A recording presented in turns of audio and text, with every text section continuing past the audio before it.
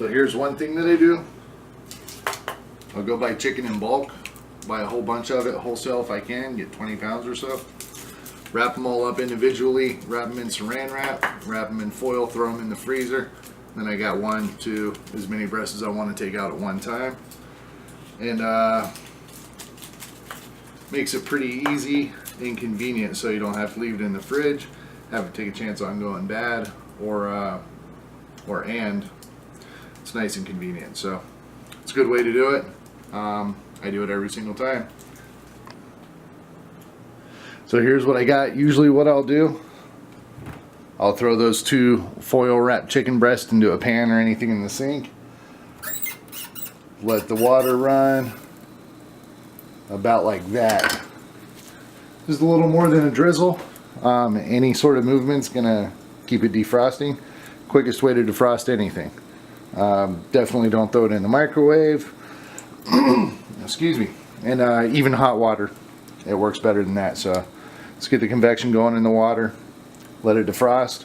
Then what I did is I cut it up into little chunks like that, because we're going to be grinding it up in a second here. So it just makes it manageable pieces, and it'll be good to go. So this is all defrosted. It only took about 20 minutes maybe. And pretty big breasts too, so. Get the chicken juice off my hands. Wow, I'll turn away so I'm going to drain this out. Get it ready for a little bit of seasoning. And for this one, I have no idea what I'm going to be doing yet. But I got a couple chicken breasts there. Figure it out as we go. Okay, so I've got it pretty much drained out. There's a little bit of juice in there, but a couple chicken breasts ready to go. It takes 2, 3, 4, or 5 times draining it out. Try to get as much liquid as you can out, just so it doesn't make like a soup. First off, a little salt and pepper. Let's see what I can do here. Never recorded a video before, so try to fit it all in. And of course my trusty pepper. Oh, and I'm out of peppercorns. Time to add that to the list. So what I'm going to have to do is go to what I don't really care to go to, which is pre-ground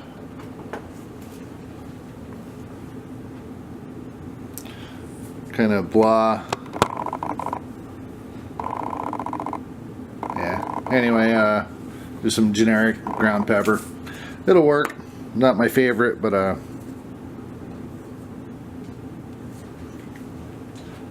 it works. So, and with my non-salmonella hand,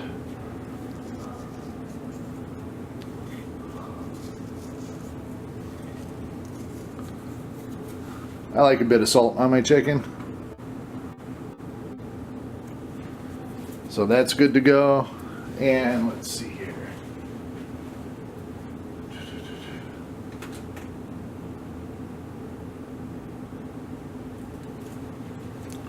Yeah, just something I happen to have. Picked it up last time I went shopping. It's a garlic sriracha seasoning. Can't go wrong with that. Have a little spice to it. And it's brand new still, so first thing I do is throw that top away. I never use them.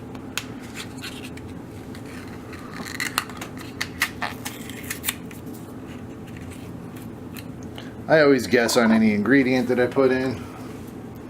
Do it till it tastes right, basically, so I'm going to add quite a bit of this just because I love the flavor of sriracha. What else is in it? And garlic. I might add a little extra garlic. We'll see how it goes though. I'm sure it'll be good and tasty.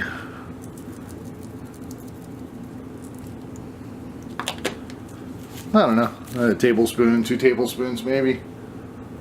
Tablespoon is actually a lot more than people think. The teaspoon is actually a lot less than people think. They kind of blend together and are used kind of universally, according to a lot of the cooking things that I see. So, take a second and put my grinder back together here, which I absolutely love this grinder here. Fuzhou, or however you say it. You can actually be able to see it there. Made in France, though, you can get extremely fine, and you can actually get to a cracked black pepper. Yeah, the glare on it, but yeah, there you go. There's a name, but thing's excellent. Just no peppercorns for it. Again, oh well. So let's see. I got that. Sriracha, salt, pepper. And add just a little bit of minced onion here. Yeah, about that much. Just a little bit. It'll rehydrate with the moisture of the chicken. And yeah, you know what? I'm not going to do granulated garlic. I'm going to do one of my favorite things, fried garlic. Got it from a Chinese market locally here. I don't know, a teaspoon, teaspoon and a half. There's already a little bit of garlic in the Weber seasoning, so I'm not going to go overboard with that. And, whew, this stuff's strong. Let's actually add something to it. Just a little bit of olive oil, extra virgin. Not much, it'll help it get a little toastier on the outside if I even decide to go that route. And with my hands, I'm going to go ahead and give it a little mix. Big mix. Mix it thoroughly.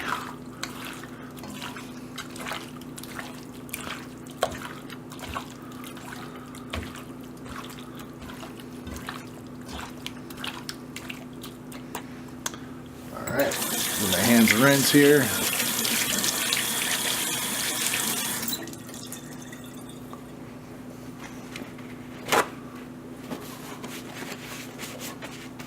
Alright, what I'm going to do is I'm going to throw this in the fridge just for a couple minutes and let it sit.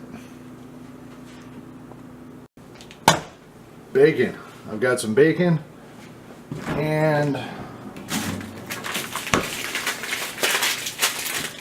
some cheddar.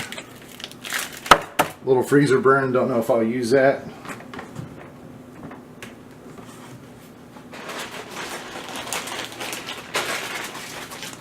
But I also got some shredded cheddar. Excuse me. So yeah, I think I'm going to do like a cheddar bacon stuffed chicken pockets. Something along those lines, but should be good. Anyway, bake your bacon. It's useless. It comes out so horrible, I think, when you cook it on a skillet. It doesn't matter what kind. If you cook it stovetop, you got your hot spots, your weak spots, you have crunchy pieces, you got gummy pieces. Bake your bacon, it comes out nice and even, like a bacon bit. Perfectly chewy, crispy, gummy, any way that you want it, but it's always going to come out perfect, nice and even, so bake your bacon. Let's see here what I'm going to do.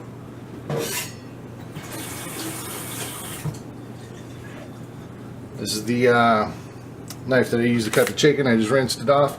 Everything's going to be cooked, so I'm not too worried about salmonella or anything like that. I'm going to let that land on the outside in case any bacon juice got on the wood cutting board. Don't really want that. I don't like meat on it. If I did have parchment paper, I'd be throwing some parchment down, but I don't. And I also do have a rack that fits perfectly on the inside of the sheet pan here, which works even better because it'll cook even that much more evenly. But I'm kind of tired of cleaning it because I use it all the time, and it's kind of a pain in the butt to clean. So what I'm going to do lay this out. One package. I usually cook things by the package in its entirety. Some good looking bacon. Not like there's really bad bacon, but I'm gonna lay these out here real quick. I'll let them touch a little bit.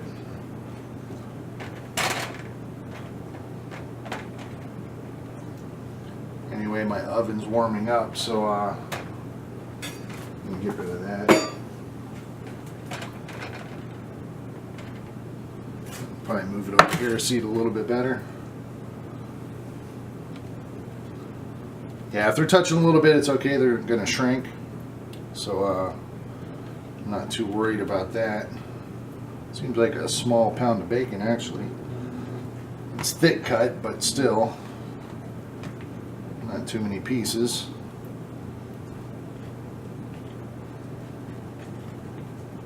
Yeah, it's another thing too, is baking it kind of slowly. It renders out the fat.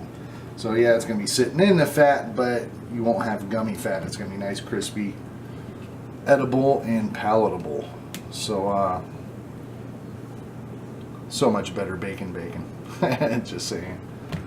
Alright, anyway, that's good to go. Once that warms up, I'll throw it in there. And that's kind of another thing too, is if you have a timer on your oven that says it's going to be ready. Oh, I never hit start. Way to go, Turbo. Yeah, so like this is saying, I don't even know if you can see it. Let me take a look. Nah, you can't see it, but it starts off at 6 minutes. 6 minutes isn't necessarily going to bring it up to temperature, so I'm just going to wait about 10 minutes or so. Make sure it's nice and hot. I'm going to throw the bacon in the oven and get that started. So that'll be the first step, and it can sit for a little bit after it's done. And I'm probably going to be chopping it up and stuff anyway, so just get that started, get it done out of the way, and then I'll worry about the next step when it comes. Actually, you know what? I'm just going to throw in one more thing here. Hopefully my batteries are good. Always invest in one of these. It's a probe timer. It's got the probe sticking in meats. Do whatever you want. It's good to 500 degrees. They cost like 20 bucks at Bed Bath & Beyond. Probably 15 bucks or so online. Never looked at them online, but I want to get a couple more just because they do end up malfunctioning. These cords, if you get it wet or anything like that, the cords will malfunction. You're not supposed to wash it or anything, but you definitely have to wash that because it's in meat. I couldn't live without this thing, to be honest. Cook your meats perfectly in temperature, but it's also going to give you an accurate reading for temperatures with anything. So right now it's reading 78 in my place. I got it set to 122. You can set the timer on it. Hold down both of them, it resets it. Nope, both of those it resets it. I'm going to set an alert on. I'm going to set my temperature. I've never tried this before, but I'm going to try to set it to 350. Actually 340. Don't know if it's going to work or not.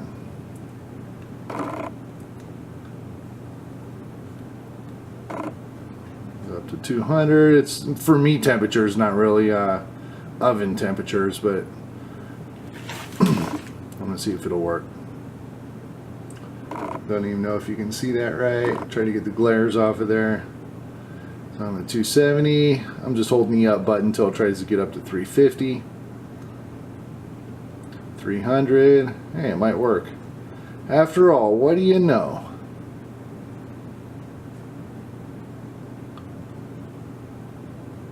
Alright, so 351, 350 degrees. Got my alarm on. Batteries are good. So what I'm going to do, yep, you can see it. Slap right on top. It's got a magnet so you can stick it on the side of anything. And, well, that's not going to work. I'm going to lay it across the racks so it doesn't fall down on the actual coil, which would be 1,000 degrees right now. But here I'll know once that top rack hits about 350 degrees, exactly 350 degrees, I know I'll be ready. So it'll actually be a good test here real quick, because this is saying I've got 2 minutes 30 seconds left till it's up to temperature. My thermometer's reading 135, 138, 140. So we'll see. We'll see which one finishes first. We'll see which one's, or how accurate the oven timer is on how long it takes to actually preheat an oven. That'll be interesting. All right, cool. All right, I'm hand holding here real quick. Kind of interesting if I can get the glare off of it. 252. And it's showing 30 seconds. So it's actually 257. Might actually be kind of close. You know, let's see if I can get in a little bit closer here. 262. Alright, yeah, so we'll see. No, I mean, it's not going to be accurate here. In 10 seconds, so yeah, so it's not going to be up to temperature on that timer right there. So, okay. Yeah, it's saying it's at 350, and it's actually at 277. So, if you were to actually sit here and open the oven, 277, that's going to drop it down to 225. And, yeah, it's definitely not going to be hot enough. So, especially if you want to get a little sear on the outside of meat or anything, you know, you just want to have it preheated correctly. So, yeah, it's about a minute off. I'm at 295 right now. So I'm going to give it a few more minutes, let it warm up to temp. Maybe even a little bit hotter, because I am going to open the door. It's going to let a lot of the heat out. So I'm actually going to preheat it here. 375. Yeah, 400. Why not? So I'm going to preheat it to 400. Let that keep going. I'll know exactly when the temperature is going to be right. And throw the bacon in. So. Alright, so my alarm just went off. Unfortunately, I can only set this timer to 392 degrees, not 400. So what I'm doing is I'm dropping my temp back down to 350. It's basically at 400 right now. So what I'm going to do, turn all that off because I don't need any anymore. Barely open my oven, so I don't let all the heat out to pull this out. Don't touch that because it's extremely hot. I'm just going to set that on the counter. Throw one quick move, drop it in, close, good to go. So I'm going to kick the light on. I just do everything by sight. So I'm going to take a look at it here.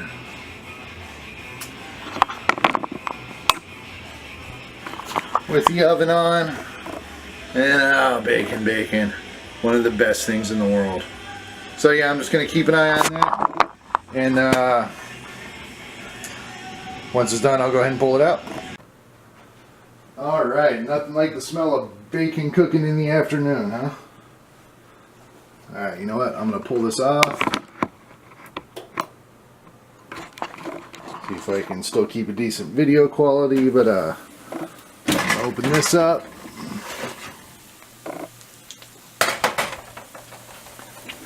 And look at that. That is some perfect bacon. Shrunk a bit, rendered out the fat. Fat's going to be nice and edible, in my opinion. And there we go. So I'm going to let that cool down just for a couple minutes and get started on the next part. Alright, so what I'm going to do here is I got nice mixer, chopper, food processor, whichever you want to call it. KitchenAid brand, which a lot of people don't care for too much, but I haven't had a problem with it yet, and I've used it for 12 years, 10 years? No, I haven't had it that long, about 6 years. Anyway, regardless, been pretty good. Make sure everything's clean, and they did a good job on the last time I used it. So what I'm going to do, I'm going to use this chopper here. Get not really a puree, but kind of a hamburger type texture to the chicken. And just a note real quick, left it unplugged. While I'm using that, last thing I want to lose a finger or anything like that. So now that that's on, I'm going to go ahead and plug that in. I'm going to grab my chicken, which has now been marinating for 40 minutes, I think, since when I first did this here.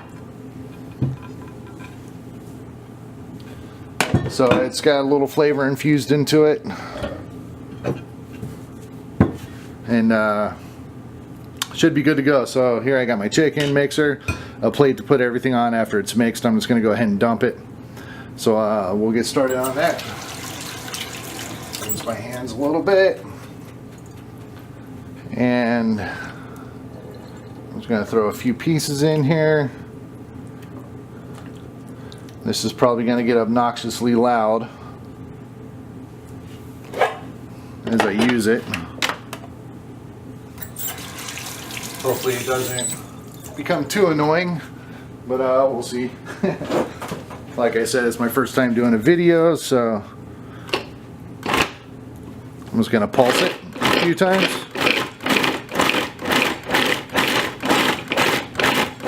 Just to get it broken down to where it's not shaking the whole thing too much. And then I'm going to hit on.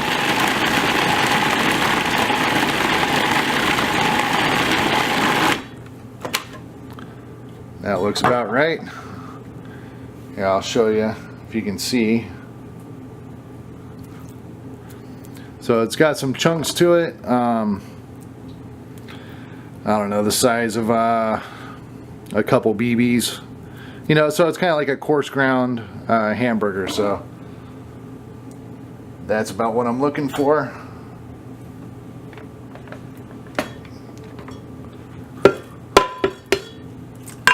Oh, lose a finger.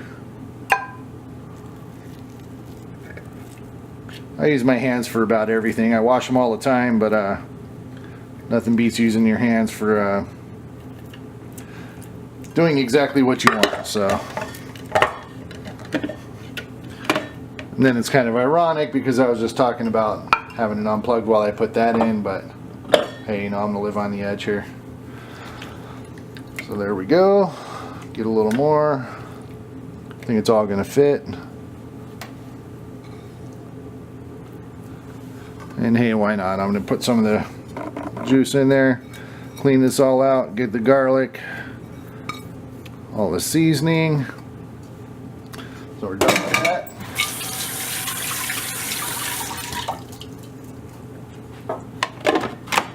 Put that back on, hold it down.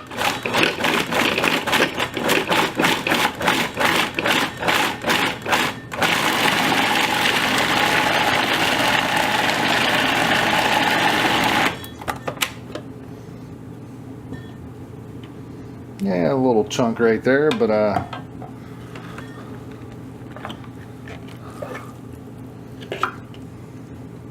that should do it. Good to go.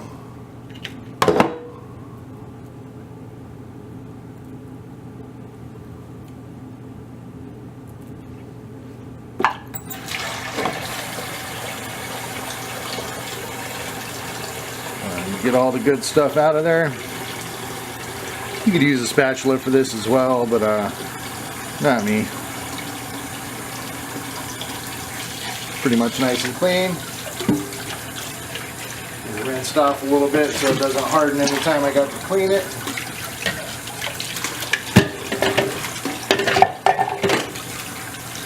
Hands another rinse. Put that in there. Give that an unplug and we're done with that. I'm going to set it here for now.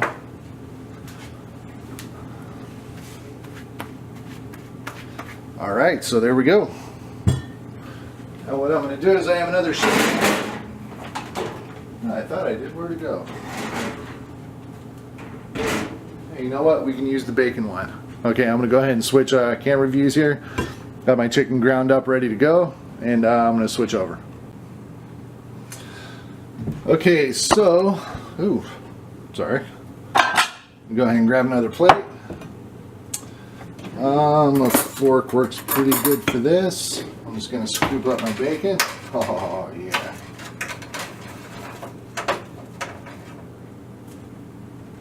Let it drain a little bit.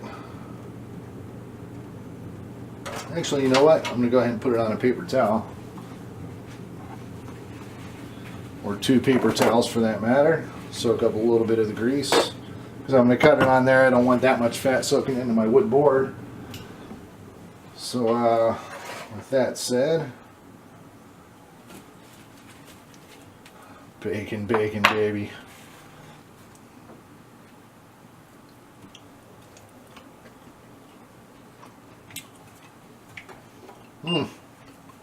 Come on. Yeah, so I'm going to let that kind of drain onto the paper towels real quick. Set that aside. And I'm going to go ahead and use this to cook the chicken. Scooby Snacks. Oh yeah.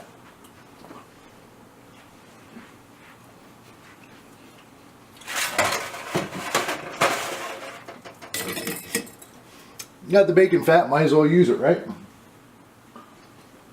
So I'm going to set this here roughly.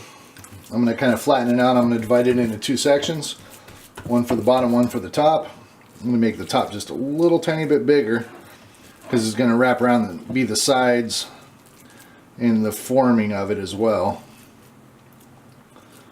So I want about 60-40. I don't know, seems about right. That one's a little bit bigger, that one's a little bit smaller. Now I'm going to have two pieces. So I'm going to divide these into two. Looks about pretty close. Bottom top, bottom top. So I'm going to get this, flatten it down, lay it onto here.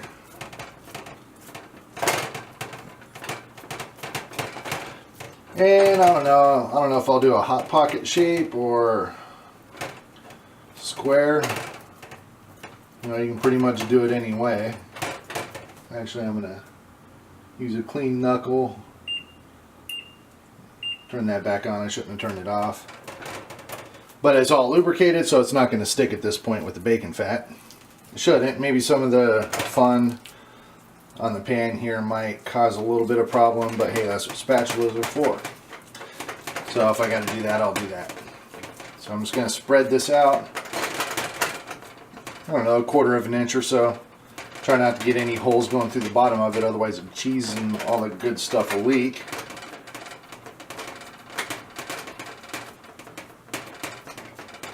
Try to make them roughly the same size. It doesn't really matter, but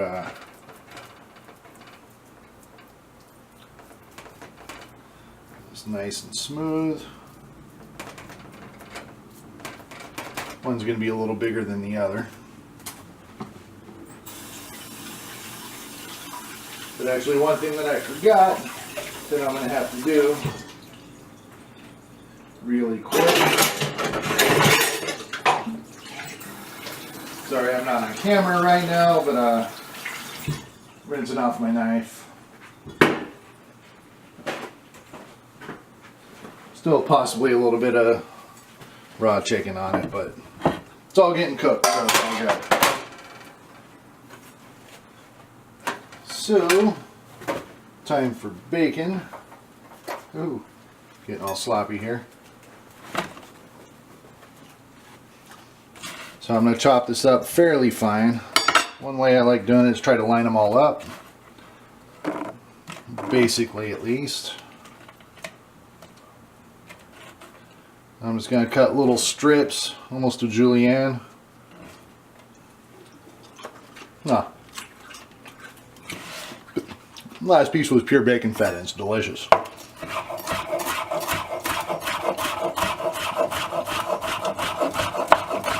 So I'm just going to cut these into little tiny strips, the width of the bacon itself.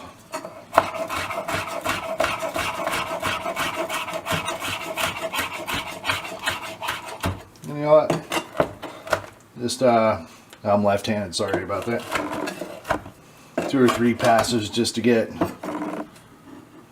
you know, a nice, good sized strip there. So that's good. Again, make 2 piles.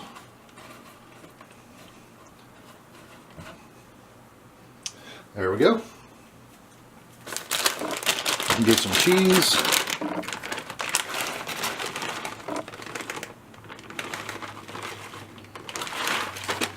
Not much. We'll do 2 piles.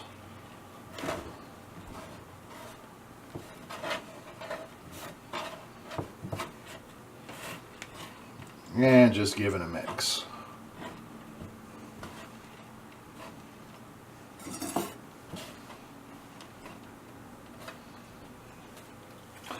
Now I'm going to go ahead and just mound this right in the middle.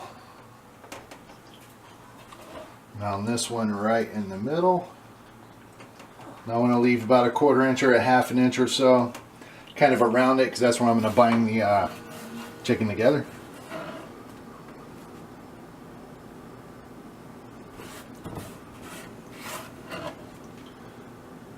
And I think just for some good measure,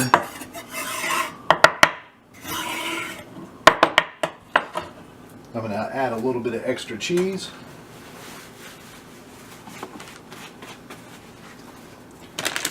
Who doesn't like cheese, right?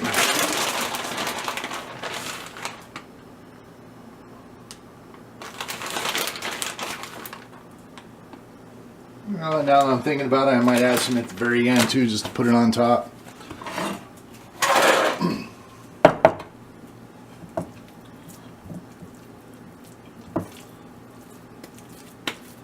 Make it nice and cheesy. So I'm kind of flattening this out here. A little bit thinner in the middle, because I'm going to work the sides down. So I'm going to lay that right on top. Work the sides down and connect the 2 pieces of chicken.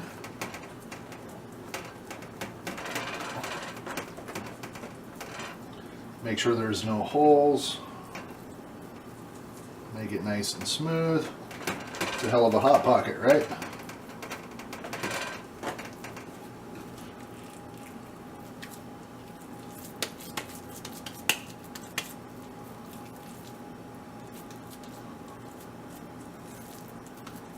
A little bit thinner in the middle, and lay it on. Work the sides down. Make sure it's all bound together. Bring the sides in just to make it look kind of pretty. You know what? I'm going to get my fingers in some bacon fat. Rub a little bacon fat on top. Why? Because I can.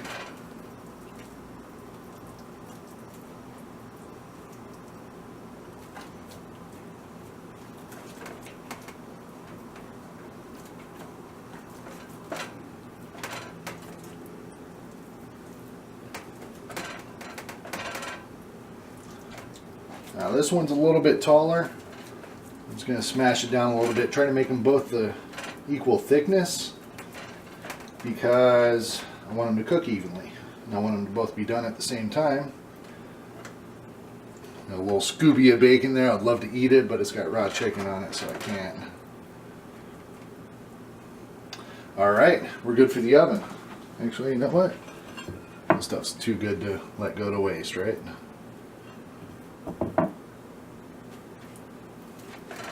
Alright.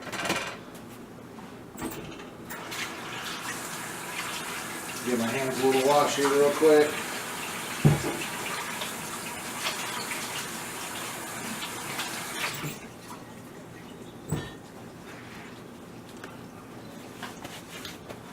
Good paper towel. Hey, what's up, Booch? How you doing?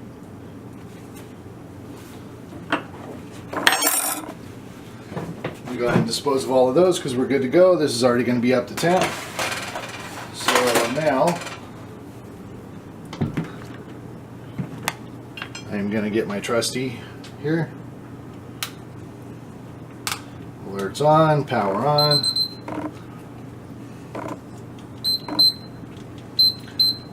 I think it's 165 or 170 for chicken to be fully cooked. We have to cook the inside, the bacon, and the cheese up to the temperature for chicken to be fully cooked. Even though the chicken's already going to be cooked, but the chicken is ground. It's got the bacon fat that's going to seep into it as it cooks. It's going to be tender even if it is a little bit overcooked. One reason I never stuff turkeys, because you got to cook your turkey to 200 and something degrees when it should only be 170 degrees. So I'm going to do 170 with a slight bit of extra cooking as it sits. Oh, love bacon. Alright, so what I'm going to do, I'm going to stick this right into the middle. I'm actually going to rest it here on the side of the pan. Hopefully it stays there. But the tip of it's about right here, so it's about dead center up and down, left, right. But just so it doesn't move around and leak that much of the cheese. Actually, you know what? I'm going to try to seal that off just a little bit. Don't know if it'll work or not, but we'll see, just so it doesn't leak a whole bunch out and get a whole puddle of cheese out here. So with that said, the pan is good. Throw those in the oven. Yeah, I'm at 65, 68 degrees right now. So it's going to take a little while to cook. Half hour, 40 minutes maybe. I'm not sure, but as soon as that hits 170 degrees, the internal temperature of the chicken, it's going to be done. So I'm just going to wait for the alarm. I'm going to set the alarm. When that alarm goes off, good to go. I'll pull it out, maybe top it off with a little bit of cheese, and we'll go from there. So, all right. Now we wait. And we wait with the good stuff. All right, so we are looking at 170 degrees, 171 still going up. So I'm gonna go ahead and slap that on the side of my fridge, turn it off. I could have gotten that out of there. Put that into the sink. I'm gonna give that a wash here in a second. Yeah, this cheese is actually looking okay now. Kind of smelled good. A little bit freezer burn on the outside, I guess, but tastes great. So I'll snack on that.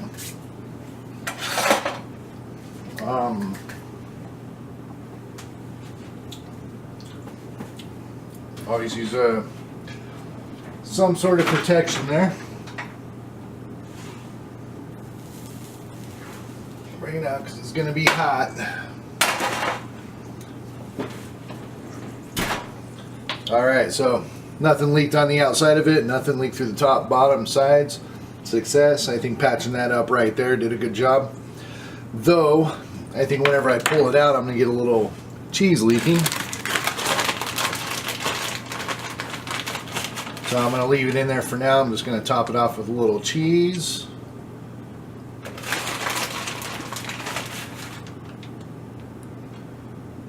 And I'm going to leave it mounded up a little bit on the top, because as it melts, it's going to go down onto the sides and whatnot. Not going to go shy with the cheese here.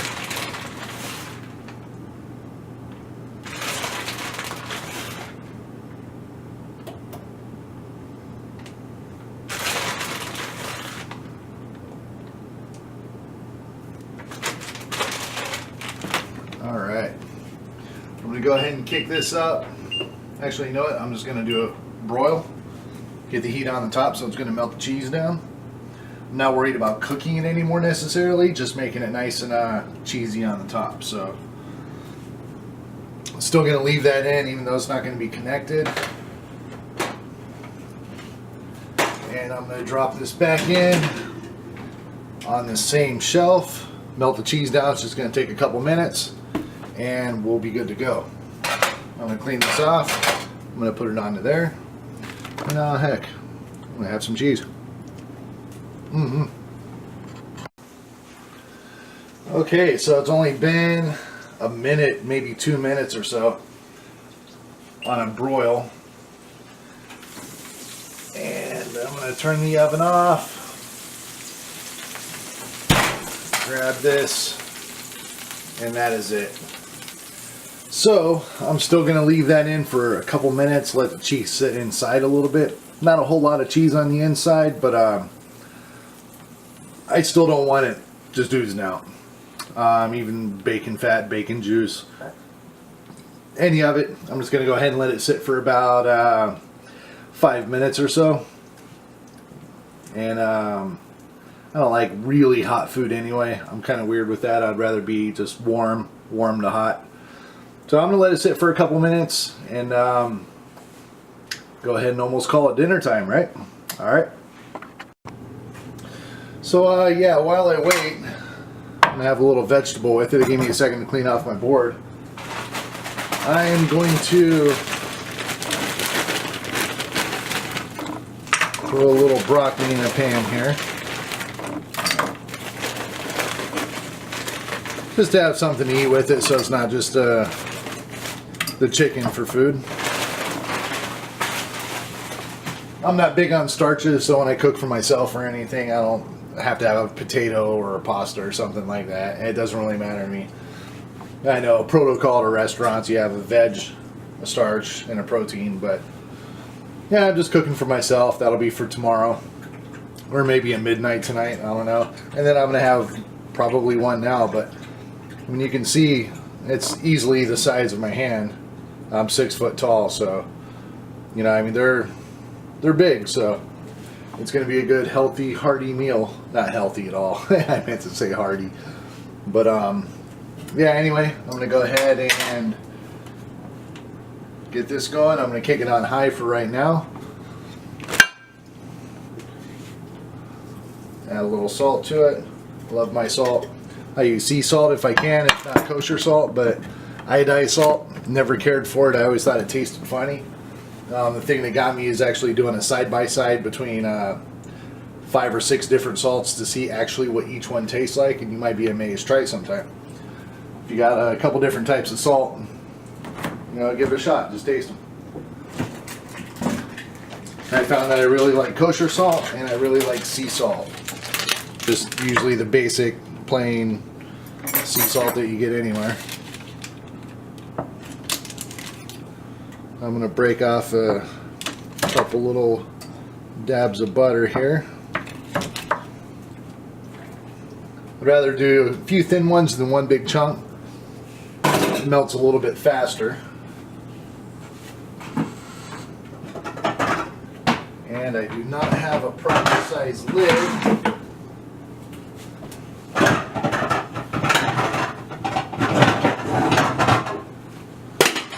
But that'll have to do.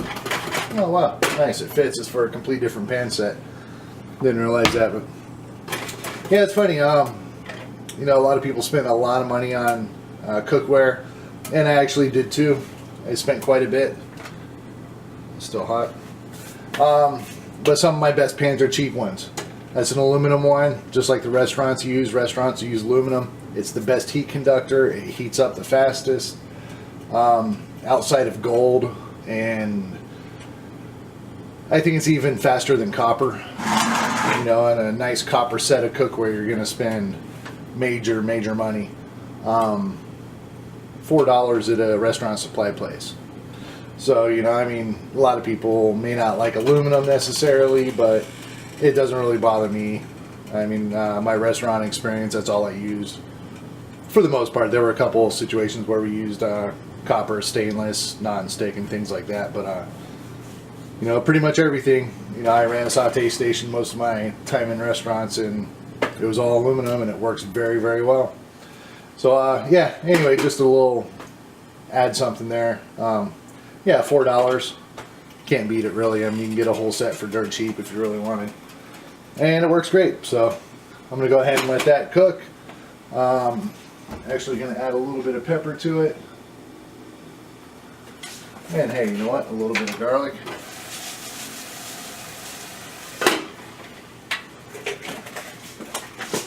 I usually don't like adding the same flavors.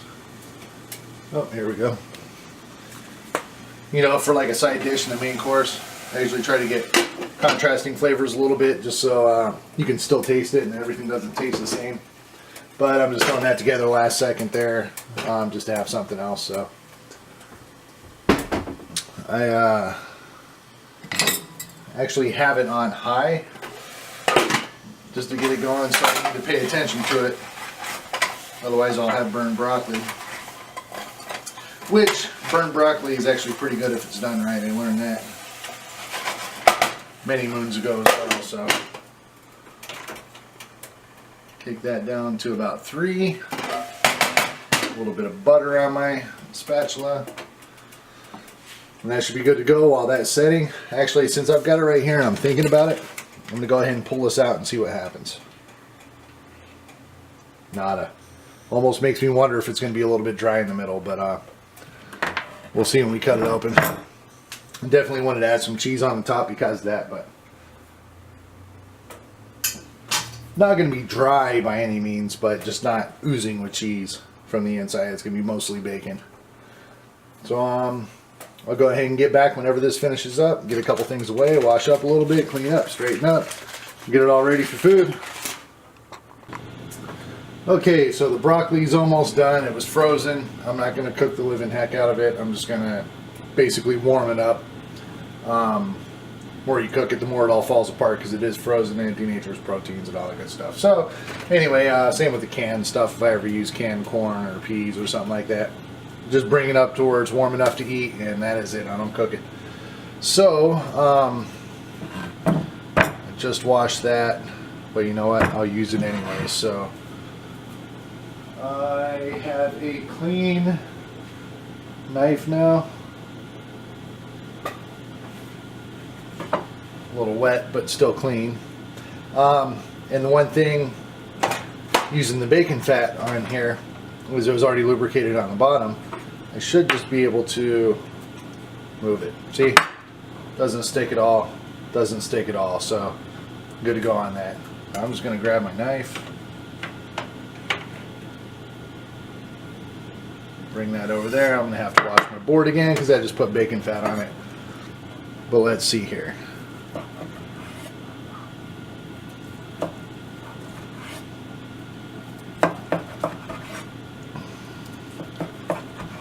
Gonna slice it up into 3/4 of an inch slices or so.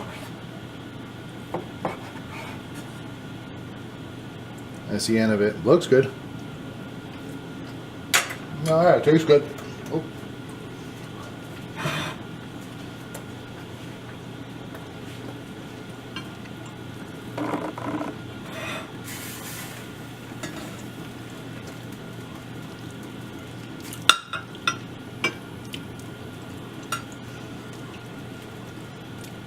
Throw a few of these slices on here.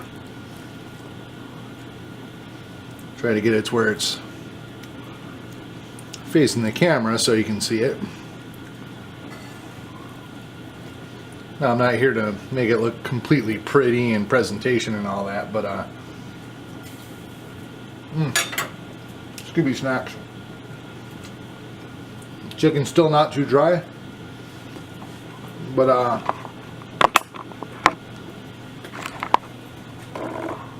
kind of close to where you can see it.